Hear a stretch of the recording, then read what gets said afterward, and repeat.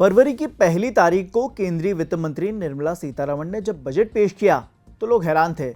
दरअसल बजट के सेंटर में मिडिल क्लास था और विकास की स्टीयरिंग इस बार उसी के हाथ में थमा दी गई।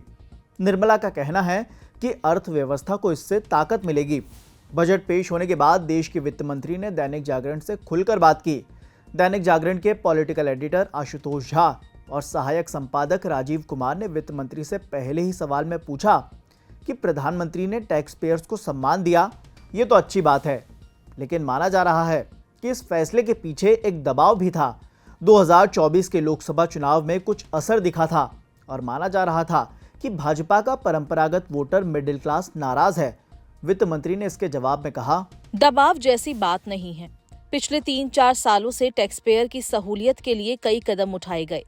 टैक्स में भी राहत दिए जा रहे थे। अभी तक उन्हें नियमों के सरलीकरण में ये सुविधा दी जा रही थी, जैसे फील्ड अफसर उन्हें तंग नहीं करें, इसके लिए कानून सख्त बनाओ। हम अब पूरे के पूरा नया एक्ट ला रहे हैं, जिसे अगले कुछ दिनों में पेश किया जाएगा। सो हम इस दिशा में लगातार काम कर रहे हैं। इस बार हम टैक्स पेयर को कुछ देना चाहते थे।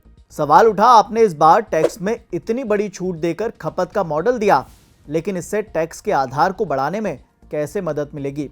क्योंकि इनकम टैक्स में इतनी बड़ी छूट से 1 करोड़ लोगों को टैक्स से पूरी तरह से मुक्त कर दिया गया है। जवाब मिला, इसमें 2 विषय हैं। पहले मैं ये स्पष्ट कर देना चाहती हूँ कि सार्वजनिक संपदा के निर्माण को लेकर पूंजीगत खर्च के मद में हमारा खर्च कम नहीं हुआ है। कोविड के बाद से इसमें बढ़ोतरी हो रही है और इस बार भी बढ़ोतरी ही है।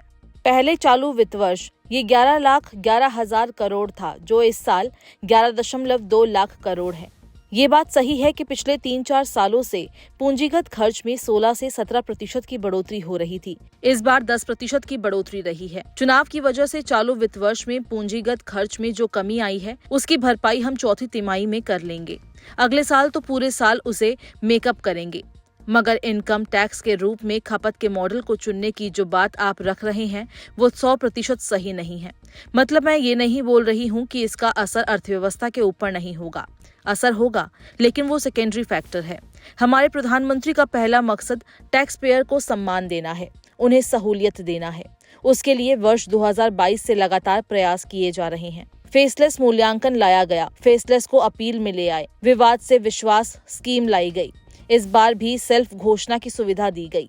टैक्स पेयर्स पर लगातार भरोसा हम बढ़ा रहे हैं। उसी सीरीज में प्रधानमंत्री ने कहा कि कुछ ऐसा करके आइए जिससे टैक्स पेयर्स का सम्मान और बढ़े, और उसी क्रम में इस बार इनकम टैक्स में राहत दी गई। इससे बचत भी बढ़ेगी और व्यक्तिगत खर्च में भी बढ़ोतरी होगी। निर्मला सीतारमण से पूछा गया कि आपके बजट पेश करने के 10 दिन पहले कांग्रेस और आम आदमी पार्टी ने टैक्स में 10 लाख तक की छूट की मांग की थी। आपने उनकी मांग के पहले 12 लाख तक की छूट का फैसला कर लिया था या बाद में किया? जवाब में निर्मला ने कहा, वे हमसे मांग कर सकते हैं, वे ऐसा कह सकते हैं।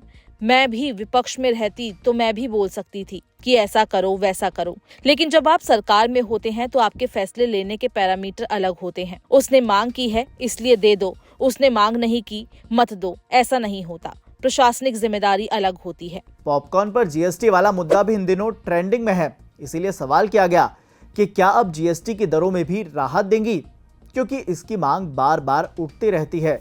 पॉपकॉर्न पर अलग जीएसटी, मीठे पॉपकॉर्न पर अलग जीएसटी, वैसे ही एसी रेस्टोरेंट में अलग और गैर एसी रेस्टोरेंट में अलग जीएसटी लगता है। क्या इसे ठीक किया जाएगा?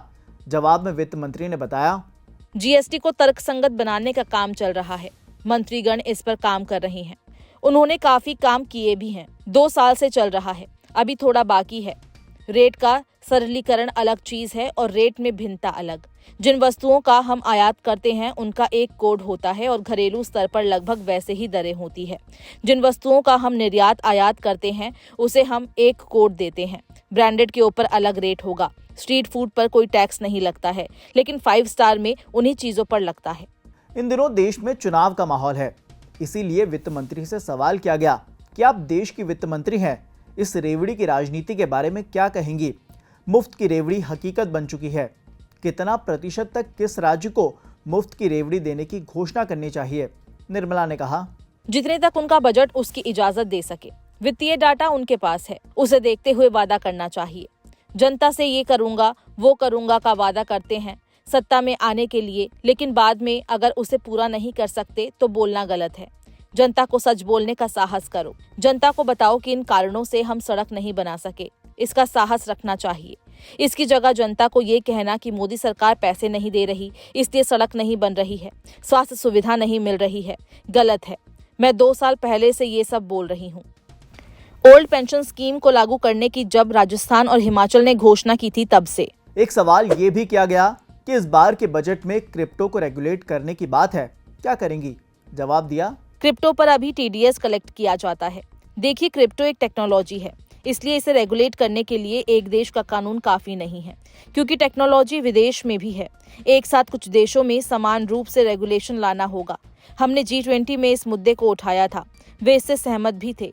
ब्राजील भी इस पर काम कर रहा है। कम से कम बेसिक तो कई देशों में एक जैसा होना चाहिए। देश के वित्त मंत्री से दैनिक जागरण के पॉलिटिकल एडिटर आशुतोष झा और सहायक संपादक राजीव कुमार ने कई और सवाल भी किए। पूरा इंटरव्यू देखने के लिए डिस्क्रिप्शन में दिए लिंक को पढ़ें। फिलहाल के लिए इतना ही। मैं हूं आपके साथ अमन जैन।